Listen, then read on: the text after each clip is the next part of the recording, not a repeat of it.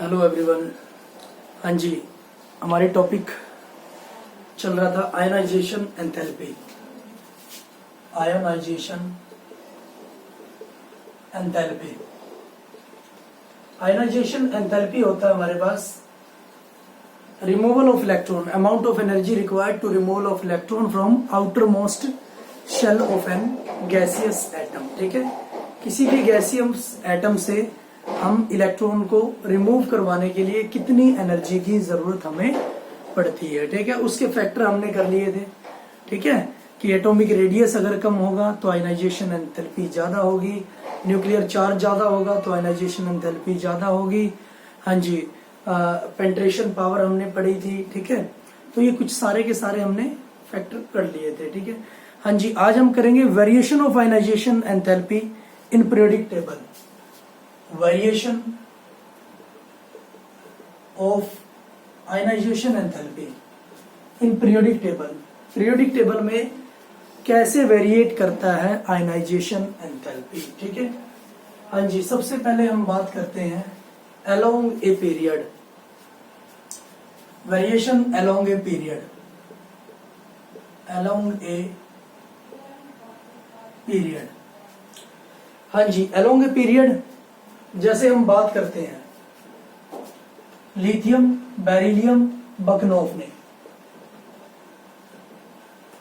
ने, क्लियर है, ये हम अलोंग ए पीरियड की बात करते हैं।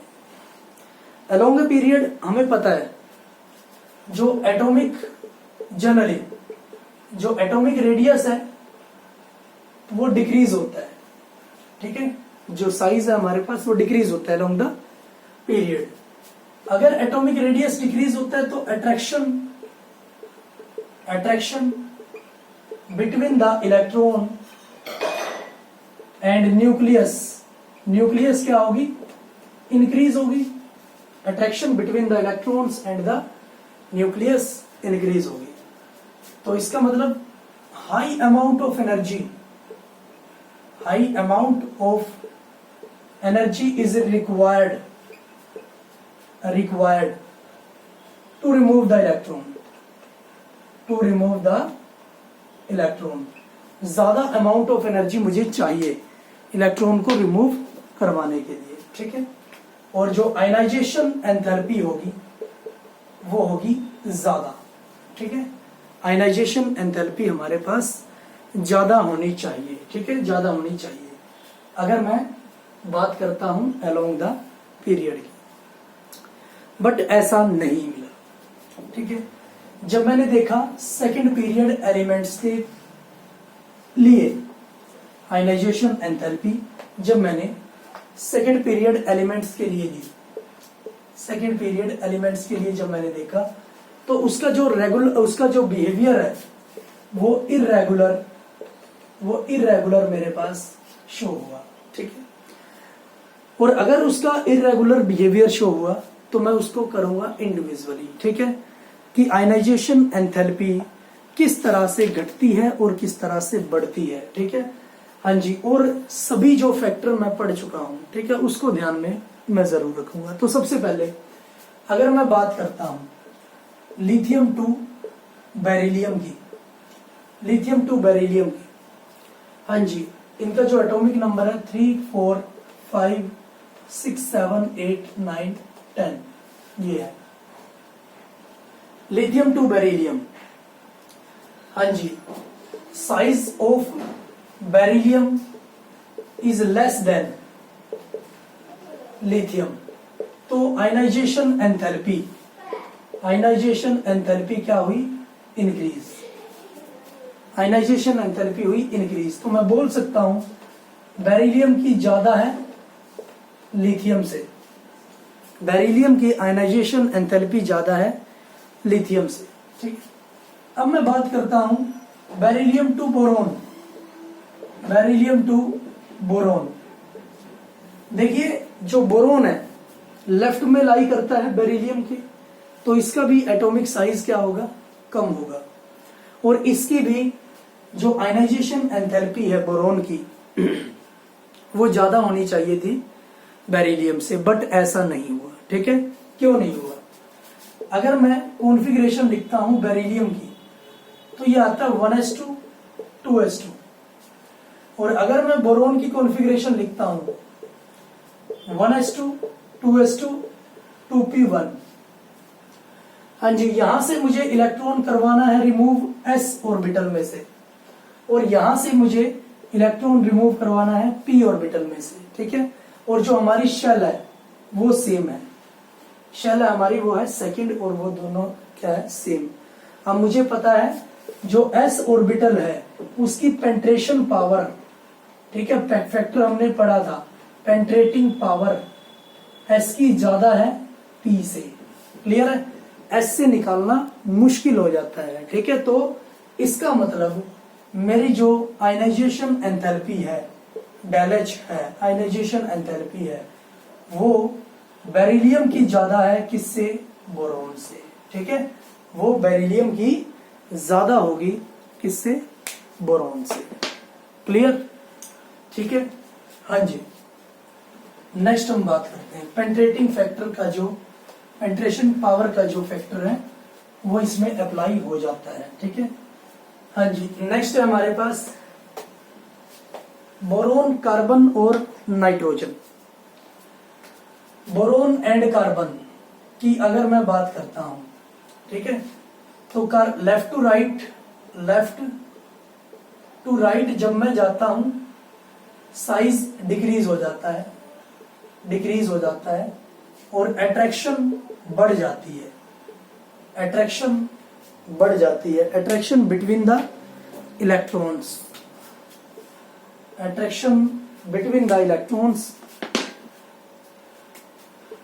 between the electrons and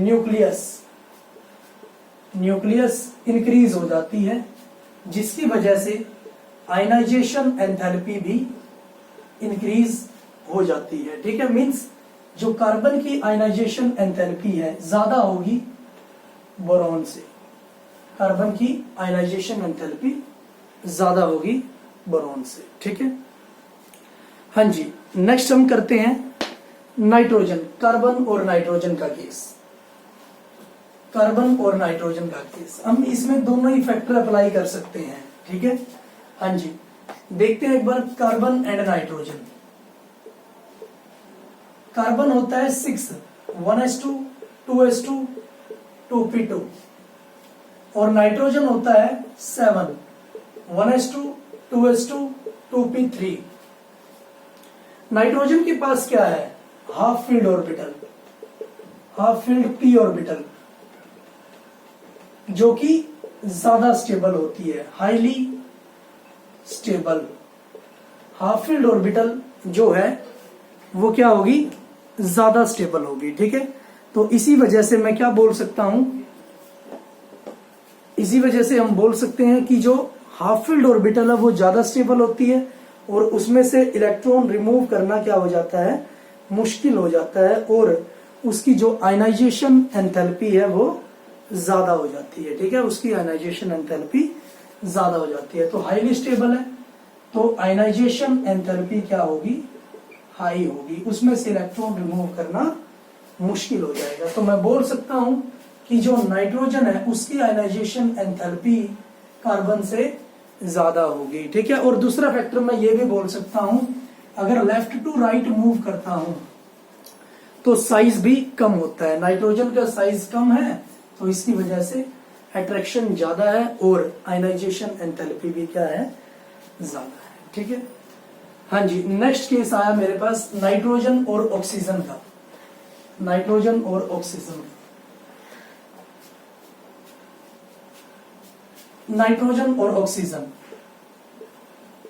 देखिए ऑक्सीजन राइट में मूव करता है तो उसका एटॉमिक साइज क्या होता है, कम, ठीक है। लेकिन जो आयनाइजेशन एंथैल्पी है वो नाइट्रोजन की ही ज्यादा होगी। वो क्यों होगी, अभी हमने डिस्कस किया फैक्टर, ठीक है। हाँ जी, 1s2 2s2 2p3 due to half filled orbital. Oxygen है 8 1s2 2s2 2p4, क्लियर है, due to half filled stable orbital, clear है। इसमें से इलेक्ट्रॉन को रिमूव करना मुश्किल हो जाता है। ठीक है, इसलिए जो नाइट्रोजन की जो आयनाइजेशन एंथैल्पी है वो ऑक्सीजन से क्या रहेगी, ज्यादा रहेगी। क्लियर? हाँ जी, नेक्स्ट हम बात करते हैं oxygen to fluorine to neon, oxygen to fluorine to neon. ठीक है, जो आयनाइजेशन एंथैल्पी है oxygen to fluorine to neon वो क्या होगी, इंक्रीज होगी।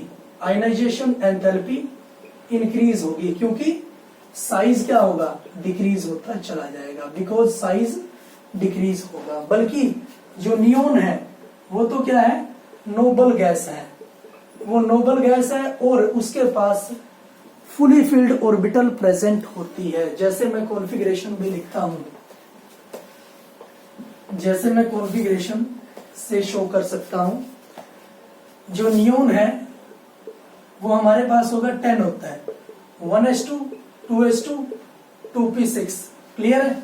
ये फुली फिल्ड है, फुली फिल्ड है, जो कि स्टेबल होती है, जो कि इनर्ट होती है। ठीक है, और जो स्टेबल है या फिर इनर्ट है उसमें से इलेक्ट्रॉन को रिमूव कर पाना मुश्किल हो जाता है, और इसीलिए हम क्या बोल सकते हैं, इसकी जो आयनाइजेशन एंथैल्पी है वो ज्यादा होती है, या फिर साइज का भी हम इसमें फैक्टर इंट्रोड्यूस कर सकते हैं। ठीक है, हाँ जी। तो हम ओवरऑल ग्राफ की अगर बात करते हैं, सेकंड पीरियड एलिमेंट्स की जो आयनाइजेशन एंथैल्पी है, अगर मैं ग्राफ की बात करता हूं तो हमारे पास जो ग्राफ आता है वो होगा, हमारे पास जो ग्राफ होगा वो होगा हमारे पास आयनाइजेशन एंथैल्पी और एटॉमिक नंबर। हाँ जी, जो लिथियम है उसकी आयनाइजेशन एंथैल्पी, ये लिथियम है हमारे पास। ठीक है, फिर बेरिलियम की ज्यादा होती है, अभी हमने प्रूव किया बेरिलियम की ज्यादा होती है बोरोन से भी, तो ये आया बोरोन से भी ज्यादा होती है। ठीक है, फिर आते हैं मेरे पास कार्बन की ज्यादा होती है बोरोन से। हाँ जी, फिर नाइट्रोजन की भी ज्यादा होती है कार्बन से। ठीक है, नाइट्रोजन की भी ज्यादा होगी कार्बन से। अब नाइट्रोजन की ज्यादा होगी किससे, ऑक्सीजन से ज्यादा होगी, तो ये आया मेरे पास ऑक्सीजन की ज्यादा होगी फ्लोरीन से, और फ्लोरीन से ज्यादा होगी नियोन की। क्लियर है? तो इस तरह से मैं ग्राफ को शो कर सकता हूं। ठीक है, इस तरह से ग्राफ शो कर सकता हूं सेकंड पीरियड एलिमेंट्स का। ठीक है, ionization enthalpy versus atomic number, ionization enthalpy versus atomic number. हाँ जी, जो कि बड़ा ज्यादा इंपॉर्टेंट भी है आपके लिए। नेक्स्ट हम बात करते हैं variation in A group, variation in A group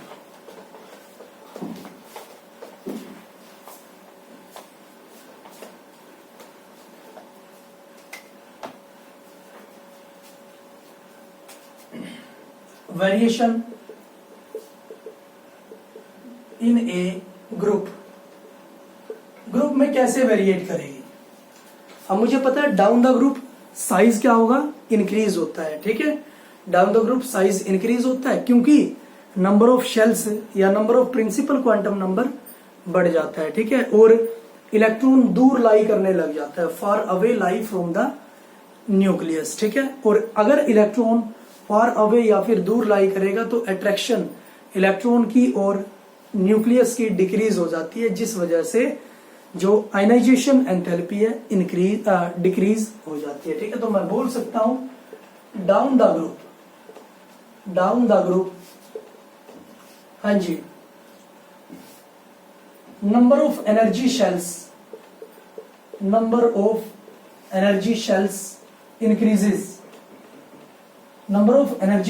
increases, ठीक है, so that outermost electron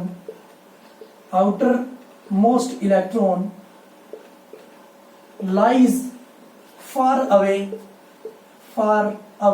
from the nucleus means जो outermost electron है वो दूर लाई करेगा, किससे, न्यूक्लियस से। और अगर वो दूर लाई कर गया तो इसका मतलब उसकी जो अट्रैक्शन है वो कम हो जाएगी। तो इसका मतलब attraction between the electron and nucleus decreases। जो अट्रैक्शन है इलेक्ट्रॉन की और न्यूक्लियस की वो क्या हो जाएगी, डिक्रीज हो जाएगी, ठीक है। और अट्रैक्शन डिक्रीज हो गए तो इजिली रिमूव कर देंगे हम, ठीक है। Easily remove the outer most electron, तो मैं इजिली रिमूव करवा सकता हूं। और या लिख सकता हूं lesser amount of energy is required to remove the electron, ठीक है। बहुत कम एनर्जी की मुझे जरूरत पड़ेगी इलेक्ट्रॉन को रिमूव करवाने के लिए, ठीक है। तो आयनाइजेशन एंथैल्पी क्या होगी, डिक्रीज हो जाएगी। क्लियर है। Down the group number of energy shell increase हो जाती है, तो इसका मतलब साइज इंक्रीज हो जाता है।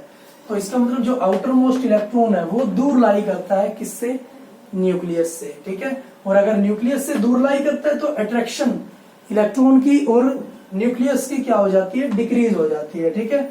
और इसीलिए जो आउटर मोस्ट इलेक्ट्रॉन है उसको हम इजिली रिमूव कर सकते हैं। उसके लिए मुझे बहुत कम अमाउंट में एनर्जी की रिक्वायरमेंट होगी, ठीक है। और हमारी आयनाइजेशन एंथैल्पी क्या हो गई, डिक्रीज हो जाती है, ठीक है। जैसे एग्जांपल हम ले लेते हैं फर्स्ट ग्रुप एलिमेंट के लिए।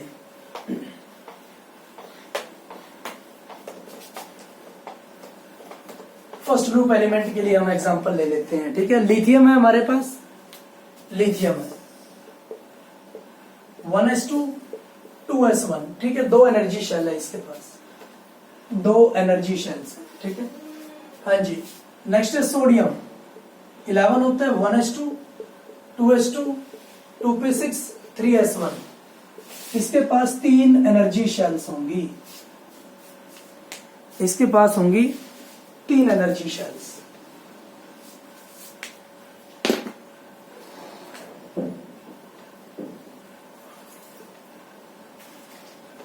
हाँ जी। तो यहां पर दिख रहा है जो साइज है वो सोडियम का क्या है, ज्यादा है। वो इलेक्ट्रॉन से ये n=3 है, n=2 है, n=1 है, ठीक है।